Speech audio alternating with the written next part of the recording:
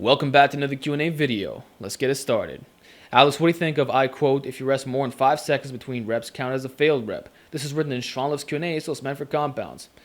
No idea why this got so many likes, to be honest with you, unless it's some meme that I'm not aware of. But to me, it's pretty straightforward. If you rest more than 5 seconds, you're treating it as rest pause, therefore, consider it failed. So I guess when you're doing your 5x5 squats, you're not doing one rep and then 5 seconds, then you go again. No, you go 5 straight. This way you keep a consistent tempo. I don't think that's a huge deal, to be honest with you. Like, especially if you're doing a 5x5 where the reps are automatically going to be pretty low for the most part. Like, I suppose that would be more impactful if you're doing the 20 reps squat routine, because then the rest pause really is beneficial. But when you're using those high percentages, like at 80-85% for squats, like, I don't think that extra breath or whatever is going to make a big difference in terms of performance. Like, yeah, you might get that extra 5th rep or whatever that you normally wouldn't get, but I mean, if it allows you to move on to next weight jump, I'd say do it anyway, but whatever. I didn't write the program. What's the best grip position for best gains for pull-ups, chin-ups? I do neutral grip because I feel that they work the best, but I'm probably wrong. Well, I'd say you're probably right. That's the least stressful version on the elbows and shoulders, and it offers perfect carryover to the regular chin-up and standard pull-up. Now, the way that I like it, my favorite, okay, I'll give you my top 3. The semi-neutral pronated, semi-neutral underhand, and then wide neutral. My least favorite is actually the close neutral, which is crazy because that's what most guys do when they perform neutral pulls. But I'm telling you, like, there's better variations. The ones I just talked about are way harder, just straight up. That said, I do include the close neutral. It's just not my number 1, okay? So to me, it's a great idea. And with maximized programming, especially concurrent periodization, where you're rotating the variations, you might as well do it all. And I would say in my case, like, I'm mostly doing neutral, especially for chin-ups, because it is a lot better on the elbows. Is it risky if my butt lifts off during bench press? I'd say you might compromise your lower back a little bit, but to be honest, like, it's not a huge safety concern in my opinion. Some guys might disagree with this, but I've done it many times. Like, you see me max out, and sometimes when the weight gets too heavy, I'll lift my butt off the bench. Or if I'm doing a lot of repetitions and I'm approaching failure, my butt might raise off the bench on the last rep. Now, some guys will say, well, just leave it at that. Re-rack, and I suppose they're right. Maybe it is a form of ego lifting, but sometimes your butt just comes off the bench, man. It helps you lift more weight. So it's basically turning into a decline. I don't know if that's dangerous. It might be on the discs. Not entirely sure. But based off my experience of doing it a lot of times over the years, never had a problem. And you see me do that with 425 on the slingshot bench. Hey, can I do a deload week with only doing bodyweight exercise? Nice vid. Absolutely, man. People have this crazy misconception that you can't overreach with calisthenics. Like, if you push the volume hard enough, and especially if you're doing weighted calisthenics, bro, you can definitely hit that point where you need to take a freaking deload. This is even more true if you're periodizing your training, which is totally doable on a calisthenics routine. So I would say the more advanced you are, maybe the greater probability of needing deloads in the first place. Like, think about how far you can take your physique with calisthenics, the amount of muscle and strength that can be achieved. Like, that will take a toll on your body. Maybe not the same extent as weight training, okay? Especially since you're not doing squats and deads and stuff like that. But still, like, yeah, you can definitely hit that point where you're going to need a deload. I'm just going to say listen to your body and figure that out for yourself. Have you ever tried dragon flags? And if so, what's your opinion on them? I would guess you would do pretty good at them. Yes, I've done dragon flags. They're pretty amazing, actually. I would say they're comparable to front pulls, but actually I feel it more in my abs compared to a front pull. Yeah, it's pretty fucking awesome. And it's hard as hell to do. Very, very difficult. And it's going to have amazing carryover to all forms of calisthenics. And if you just did dragon flags, your core strength would be out of this world. So to me, it's really a bang for your buck movement. It's just not something that I do a lot of these days. I'd rather just do a front lever or front pull or just hanging leg raises with ankle weights. To me, I'm getting a lot of benefits there. But in terms of like teaching core rigidity, like, it's definitely up there for sure. And I'd highly recommend you give it a shot. That said, am I a master at it? Am I an ultimate beast? I'd say no. I mean, I could do it, but I'm not like super crazy or anything. Do you use creatine? Would you recommend it for a novice lifter? Sure, I'll recommend it for a novice lifter. If you respond to it and it's working for you, go ahead. It's one of the most studied supplements, right? And a lot of guys swear by it. Now, if you want some information on this, watch Jeff Nippard's full video on creatine. Now, my experience of trying it out in the past, it did absolutely fuck all. That said, I've heard some guys say that if you up it to 10 grams a day, maybe you'll get a response, even if you're a non-responder, right? So I don't know. Should I consider doing something like that? Regardless, I'm going to say if it works for you, fucking use it. Why not, right? But it's nothing magical. It's not going to blow your gains up or anything. It's just a supplement. That said, I don't think novices need it.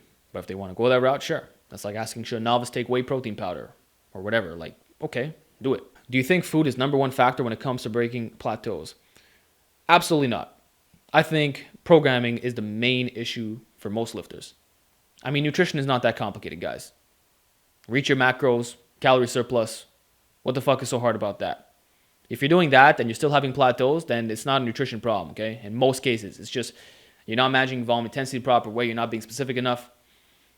You're not using the correct movements. You're not adjusting your weaknesses. Maybe your advancement, you're so up there that it's hard to make gains. That's what it is. Like if I start eating like a pig, yeah, I might get stronger at certain exercises. My leverages might be a bit more favorable as well. And the surplus element is always helpful. But if my programming is garbage, I'm not going to gain strength for shit. And that's what I see with most guys. A lot of gym bros train hard. A lot of gym bros eat well. But very few have the best results because their programming is horrible. So to me, that's the number one factor in addressing plateaus. Nutrition is secondary if you're not doing it right. That's just my opinion. Do I need to do isolations for the big muscle groups if I'm an intermediate? I would strongly recommend it, man. If you're an intermediate lifter, you probably have muscular weaknesses by now. When you were a novice, your entire body was weak. Okay, now you have noticeable areas. You probably figured out if you're torso dominant or not, right? Maybe you notice that in some compound movements, certain areas are given out first, okay? It's not that you got to practice the fucking movement pattern more, okay? You have real muscular weaknesses. Maybe from a bodybuilding perspective, you got muscular weaknesses. Okay, start isolating that shit, okay? Do your compounds, of course, that's the main focus. You get most of the gains with that, but then isolate right after. That's how you do it for optimal results. Yes, for an intermediate lifter, I absolutely recommend isolation work. Isolation work for novices, by the way. I don't think it's a good idea whatsoever to skip out on fucking curls at the start. Terrible, terrible, terrible idea. Hey, I also think it's a good idea to get a decent dumbbell setup instead of a barbell setup if I don't have the money or space for it. Will using dumbbells slow down my strength gains in lifts like bench press and rows? Love the vids, man. Well, you don't have the money to buy a full barbell set, but you have the money to buy a full dumbbell set. In that case, I'm going to say do the dumbbells, man. You have enough weights, you know that it's going to be feasible. Go ahead and do so, bro. Like imagine if you take your dumbbell press to 100 pounds for 20 reps, flat. Could you imagine how freaking strong you're going to be? And your bench should automatically be up there if you decide to do that in the future, okay? If you want to get a barbell or just go to a commercial gym, right? So you can get stupid fucking strong with dumbbells. Imagine if you do 100-pound shoulder presses. Bro, physique is going to be out of this world. And then for legs, that's where the lunges come into play, okay? 100 pounds on each hand, repping that out. Man, you're going to have some great legs. You could even do dumbbell RDLs and all the variations like that. You can do your dumbbell rows for high volume. I mean, you can do so much if you have enough weights with the dumbbells. And then for extra resistance, you could even throw on bands, okay? So there are endless possibilities, and there are some bodybuilders who use exclusively dumbbells, just so you know. So from a mass gaining perspective, you're going to be fine. Maybe it's not going to be the most specific thing of all time for powerlifting or just general strength training. I say barbells have more of a general application in that regard, but still, dumbbells are fucking amazing. You combine dumbbells, and actually I'm going to say if you do weighted calisthenics on top of this, man, because now you're already going to have the weights, right, invested, dude, you're going to make the best gains of your life, straight up. So I think it's a great idea if you have the money for the correct dumbbell poundages. But maybe in the future you should consider barbells. Just saying. What do you think about doing concurrent but on volume days, training like bodybuilder style periodization when you're adding volume each week and then coming back to your starting volume but with heavier weights? Okay, I see what you're saying. So maybe week 1, you do 3 sets of 10, week 2, 4x10, week 3, 5x10, and then you reset it, right? But this time with a heavier weight. Okay, that's going to work. You're basically waving it, 3-week waves. Like I've done that with the 6x6, 8x8, 10x10 setup, and also dynamic effort, right? So let's say you do 65, 70, 75% with straight weight or something. Those are 3-week waves. So you can do that if you want, but I will be honest in saying that this is not a strategy I recommend all the time. I think it's better to just keep it consistent all the way through. Because you don't have to do that with concurrent. With concurrent, you can keep it high year-round, bro. You can do fucking 5x10 every single week. You're not going to have any problems.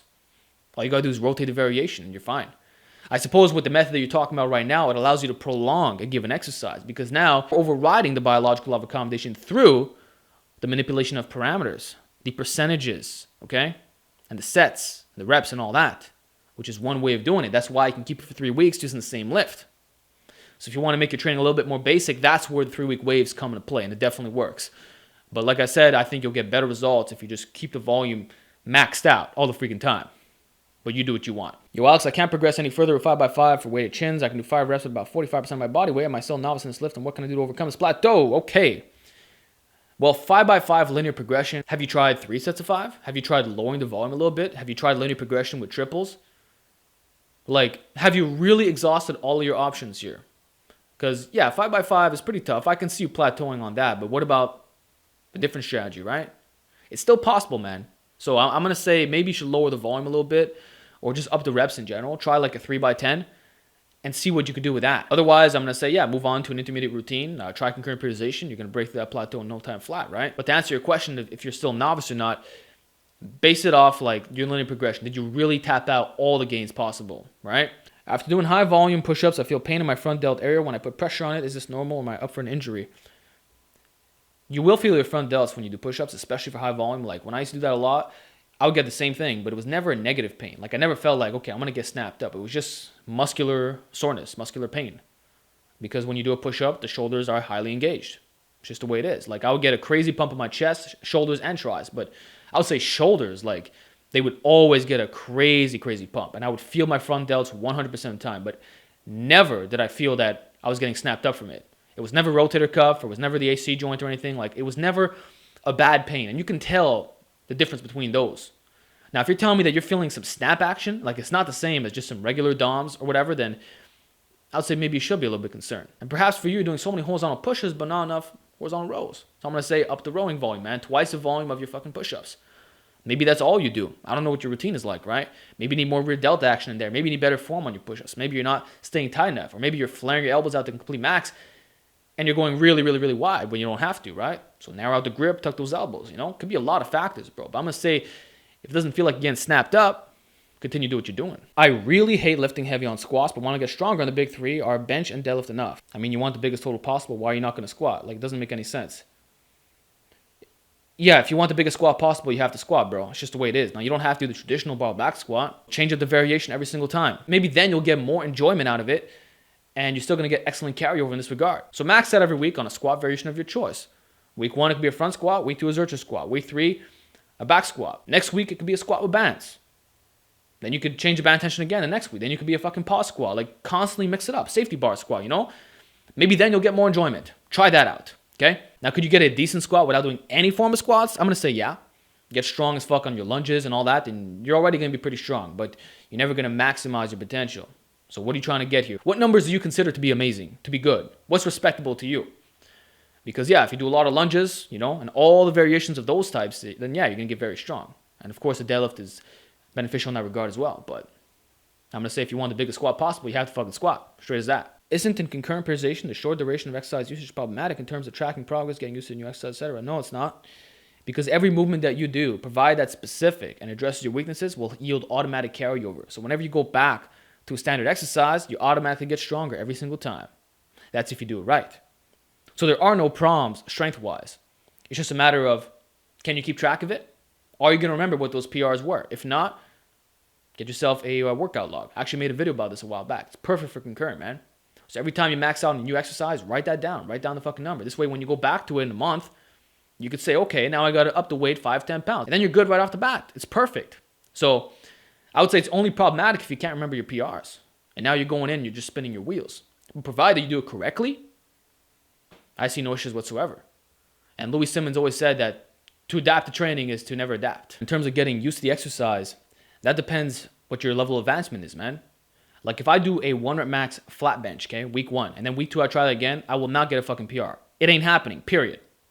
But if you're a novice lifter, maybe then you could prolong that for 3 weeks. You did get used to the exercise, but then you rotate it before the biological law of accommodation comes into play. So it all depends where your experience is, so that's not a concern either. Full range movements, once a week dynamic effort, then partial prom method rack pulls intensity, 1 day a week for naturally enhanced sit-up thoughts. I think it's a great idea, and I've done this many times in my workouts. I've done it both ways actually, where you do full range on the intensity day and then partials on the volume day, and the way that you're describing as well. Excellent stuff. Progressive range of motion is a very powerful technique that was popularized by Paul Anderson and Bob Peoples. It will make you much stronger at the full range of motion exercise. It's a great way of overcoming plateaus as well.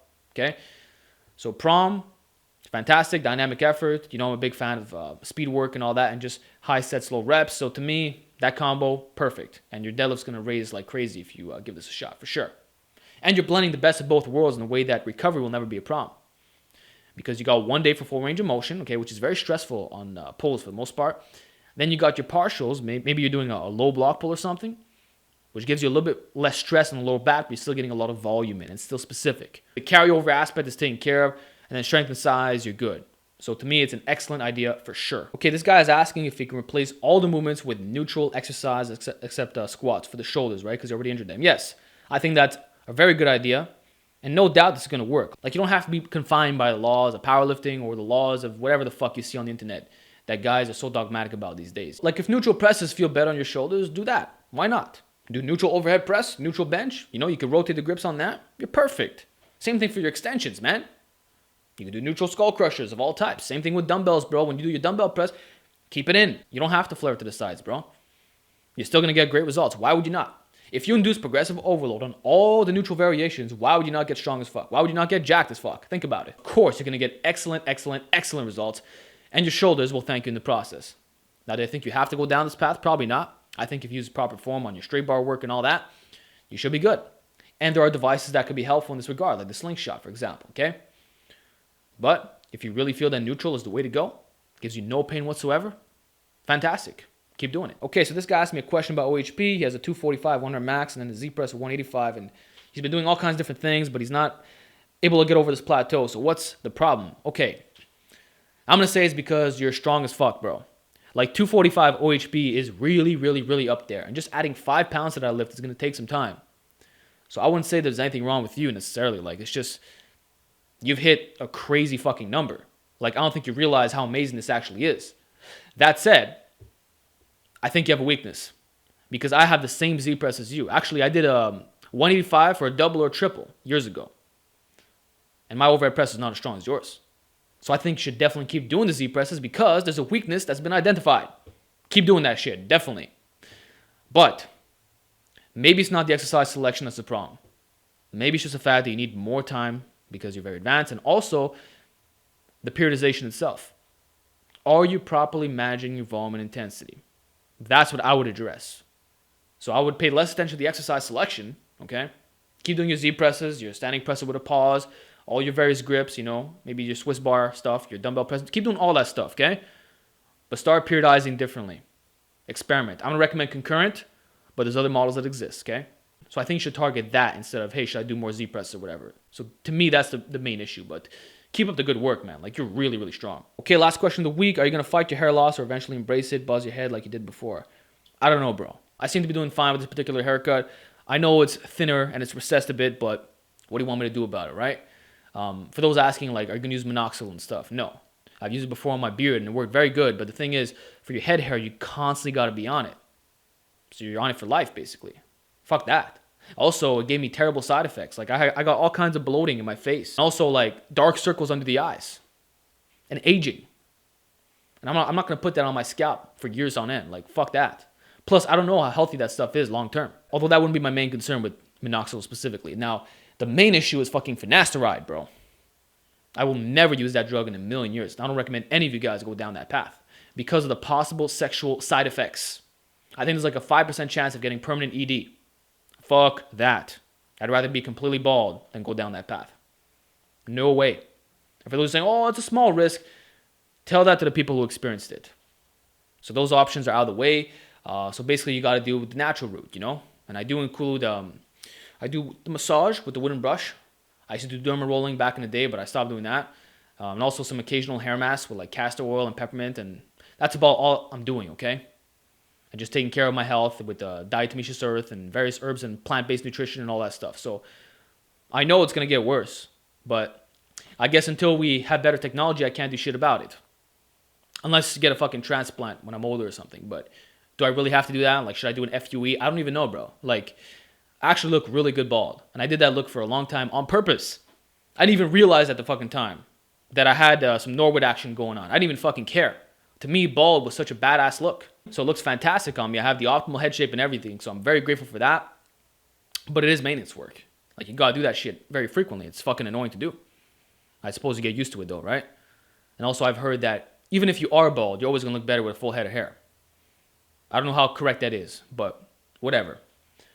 It's an interesting topic, you know, hair loss, all these things. Like, I've done a lot of research on it. You'd be surprised. So either I could fucking embrace it, buzz it all off, or just shave it, or I could just slowly ride it out until I'm completely fucked up. So I don't know, but I'm not getting on finasteride. I'm not doing minoxidil. I refuse. So that's it, guys. Hope you enjoyed this Q&A video. I thought the questions were really, really, really good. Post some more down below, and I'll talk to you all next time.